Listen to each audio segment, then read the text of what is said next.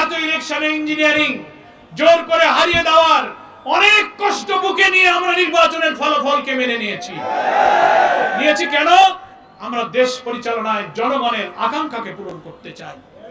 জনগণকে আমরা সাথে থাকতে বলবো, সরকারের অভ্যন্তরে হোক, সাবেক উপদেষ্টাদের মধ্যে হোক, যারা ইঞ্জিনিয়ারিং এর সাথে যুক্ত থেকেছেন, যারা বিশেষ করে দলকে ক্ষমতায় আনবার জন্য অন্তর্বর্তীকালীন সরকারের ভেতরে থেকেও চেষ্টা করেছেন, বুকে হাত দিয়ে আল্লাহকে সাক্ষী রেখে আত্মবিচার করুন। আপনি বিবেকের দংশনে নিশ্চয়ই দংশিত হবেন। ওই সময় আপনি চেষ্টা করেছেন বলেই তার পুরস্কার হিসেবে আজকে আমি পররাষ্ট্রমন্ত্রীর পদটা পেয়েছি। বাংলাদেশের non political government, interim government যারা ইতিপূর্বে ছিলেন, এই ট্র্যাডিশন, এই প্রথা আমাদের কখনো ছিল না।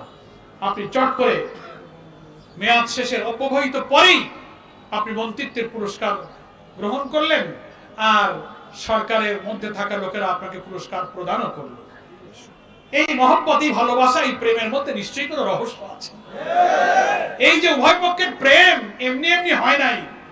ক্ষমতায় আনার জন্য আপনি যথেষ্ট সার্ভিস দিয়েছেন, তার একটা কৃতজ্ঞতা তো করতে হয়। নুন খাইলে তো গুণ গাইতে হয়। তাই আপনাকে এই পররাষ্ট্রমন্ত্রী পদটা উপহার দেওয়া হয়েছে।